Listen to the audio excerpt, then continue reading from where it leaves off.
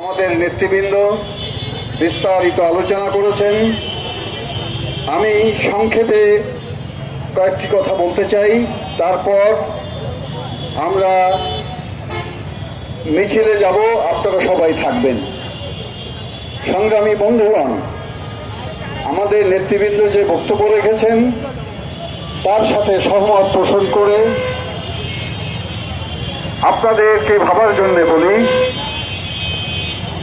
5ই আগস্টের যে অভ্যুত্থান, সেই অভ্যুত্থানে আমরা ফ্যাসিবাদকে পরাস্ত করেছিলাম এবং উদ্দেশ্য ছিল যে একটি গণতান্ত্রিক সরকার পরবর্তীতে প্রতিষ্ঠিত হবে।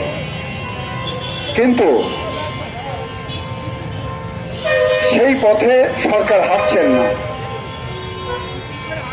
তারা নতুন সব পরিকল্পনা হাতে নিয়েছেন।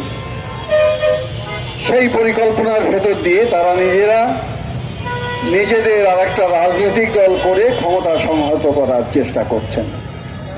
ফলে এই সরকারের দায়িত্ব ছিল যে নির্বাচনের ভেতর দিয়ে ক্ষমতা হস্তান্তরের ব্যবস্থা করা, আর যারা ফ্যাসিবাদী হত্যাকারী তাদের গ্রেপ্তার করা, জনজীবনের সংকটগুলোয় হাত দেওয়া, এই রুটিন কাজটাই ছিল তার দায়িত্ব। কিন্তু তিনি এখন অনেক বড় বড় জিনিস দিয়েছেন। এখন আমাদের গ্রামে একটা প্রবাদ আছে যে কামার যা গড়ে তা মনে মনে গড়ে। ওনার মনের ভিতরে যে গড়ন, সেই গড়নটা দেখা যাচ্ছে। সংস্কারের নামে উনি সংবিধানে উনি লিখে দিয়েছেন রাষ্ট্র ধর্ম পরিবর্তন হবে না, রাষ্ট্র ধর্ম থাকবে। উনি বলেছেন সমাজতন্ত্র থাকবে না, সমাজতন্ত্র নাকি ব্যক্তি মালিকানার অসুবিধা করে, রাষ্ট্রের অধীন গেলে ব্যক্তি পুঁজি বৃদ্ধির সংকট হয়, ব্যাখ্যা দিয়েছেন। উনি বলেছেন ধর্ম নিরপেক্ষতা থাকবে না, এবং ধর্ম নিরপেক্ষতা থাকলে নাকি বহুবাদিত্ব যে চেতনা, সেই চেতনা দুর্বল হয়ে যায়।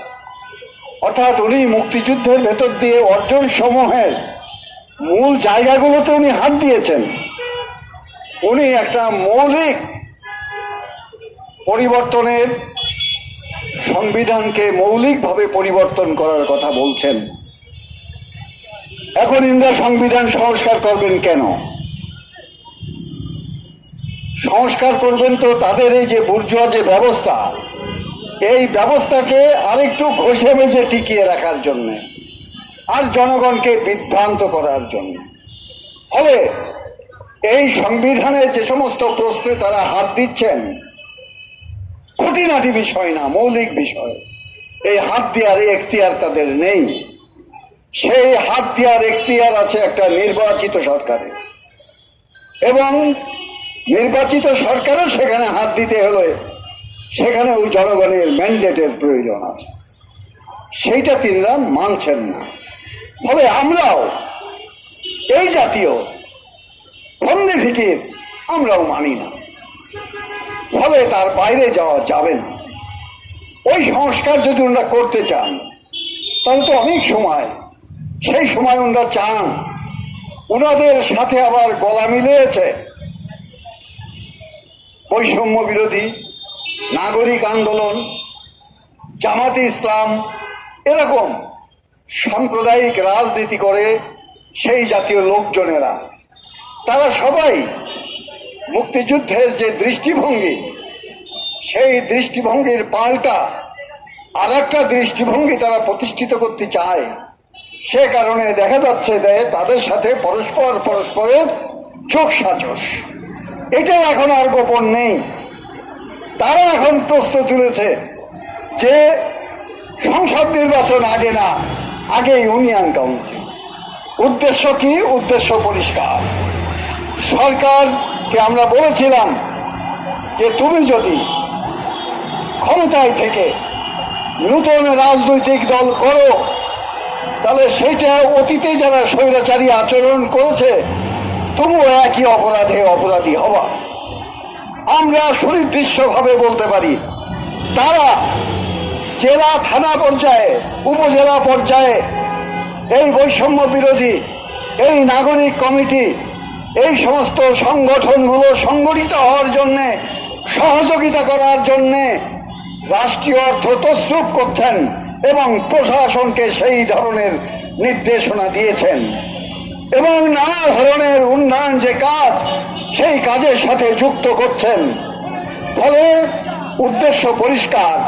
সে কারণে আমরা সুস্পষ্টভাবে বলতে চাই যে সংসদ নির্বাচন এর আগে অন্য কোন নির্বাচন করার কোন দূরভিসন্ধি দেখানো সরকারের জন্য উচিত হবে না। আমরা আর একটা কথা বলতে চাই, উনি যদি কিংস পার্টি করেন তাহলে উনি নিরপেক্ষ নন। উনি যদি নিরপেক্ষ না হন তাহলে ওনার অধীনে নির্বাচন হবে কেন, সেই প্রশ্নও জনগণ তোলা শুরু করেছেন। সংগ্রামী বন্ধুগণ, 5 তারিখের পর থেকেই মব ভায়োলেন্স হচ্ছে। 5 তারিখের পর থেকেই হচ্ছে।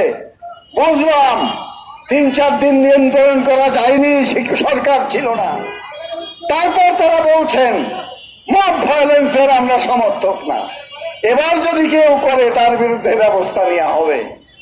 প্রতিটা মব ভায়োলেন্স, তারপরে ওনাদের একটা বিবৃতি, সেই বিবৃতিতে ওই কথা থাকে যে এবার দেখা হবে। বন্ধুগণ, সর্বশেষ ঘটনা বইমেলা, সেই বইমেলায় যারা প্রতিবাদ করেছে তাদের আসামি করার চেষ্টা করা হচ্ছে।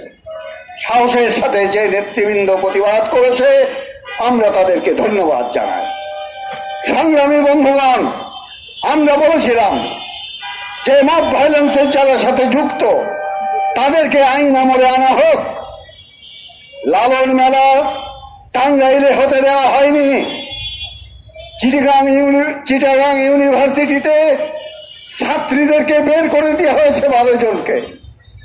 খুলনা বিশ্ববিদ্যালয়ে আমাদের প্রথিতযশা কবি সাহিত্যিক ওই শেখ মুজিবের জন্মের আগে যাদের অনেকের মৃত্যু হয়েছে, ফলে সেই সব কবি সাহিত্যিকদের নামে হলের নাম পাল্টে দেওয়া হয়েছে। ইনি দর্শক এবং ইনি তাদের বিরুদ্ধে ব্যবস্থা নিচ্ছেন না। কারা করছে ছবি দেখলেই বোঝা যাবে।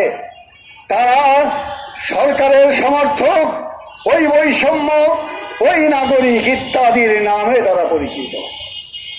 ওই জামাত, ওই ইসলামী যে দৃষ্টিভঙ্গি, মৌলবাদী দৃষ্টিভঙ্গি সম্পন্ন, তার সাথে তারা জড়িত। আমাদের মেয়েদের খেলা হবে না, এরকম সব নানান ঘটনা বললে অনেক বলা যাবে। আমরা সে কারণে বলেছি, সরকার আপনি তো কোনো জায়গায় হাত দিতে পারলেন না, বরং দেশে অরাজকতা সৃষ্টি করেছেন। ফলে 6 মাসে আপনারা যে কার্যক্রম করেছেন, আপনারা তার শ্বেতপত্র প্রকাশ করুন এবং সেই শ্বেতপত্র যদি আপনারা প্রকাশ না করেন, স্বাভাবিকভাবে প্রশ্ন আসবে যে আমাদেরকে তো জনগণের সামনে বলতে হবে। সংগ্রামী বন্ধুগণ, জনগণ অভ্যুত্থান করেছে। জনগণের আকাঙ্ক্ষা ছিল ব্যবস্থা বদল হবে, সেই নেতৃত্ব সেটি হয়নি। কিন্তু এর অর্থ এই নয় যে আমরা তাদের হাতে সব ছেড়ে দেব। আমেরিকার বুদ্ধি, ভারতের বুদ্ধি, ওই ইউরোপীয় ইউনিয়নের বুদ্ধি, এখানকার লুটেরা পুঁজিবাদী শ্রেণীদের স্বার্থ, এখানের সামরিক বেসামরিক আমলাদের স্বার্থ, সেই স্বার্থে সরকার পরিচালিত হবে, সেটি হতে পারে না। আমরা এই সরকারকে পরিষ্কারভাবে বলতে চাই, মব ভায়োলেন্সের সাথে যারা যুক্ত তাদের বিরুদ্ধে ব্যবস্থা গ্রহণ করুন। দ্রব্যমূল্য নিয়ন্ত্রণে আনুন, খোলা বাজারে ব্যাপক হারে পণ্য সরবরাহ করুন, রেশন চালু করুন এবং সিন্ডিকেটের যারা এই সংকট সৃষ্টির জন্য দায়ী তারা জনগণ তাদের নাম জানে, তাদের বিরুদ্ধে ব্যবস্থা গ্রহণ করুন। আর কোনো টালবাহানা না করে আগে নির্বাচনের তারিখ ঘোষণা করুন। ততটুকু সংস্কার, ওই নির্বাচনী ব্যবস্থার ভেতরে নির্বাচন করার জন্য যতটুকু প্রয়োজন ডেট ঘোষণা করুন, তার ভেতরেই তো আপনারা সেই সংস্কারের কাজ করতে পারবেন। সংগ্রামী বন্ধুগণ, এই সকল জনগুরুত্বপূর্ণ এই দাবিতে দেশের আরেকটা যে সংকট ঘনীভূত হচ্ছে, সেই সংকট মোকাবেলায় জনগণের যে শক্তি, সেই শক্তি এবং শাসন প্রতিষ্ঠিত করার জন্যে শ্রমিক, কৃষক, মেহনতি মানুষ সকল গণতান্ত্রিক শক্তিকে আমরা ঐক্যবদ্ধ হওয়ার আহ্বান জানাচ্ছি। এবং আজকের সভা আপনারা যারা অংশগ্রহণ করেছেন তাদেরকে অভিনন্দন জানিয়ে শেষ করছি।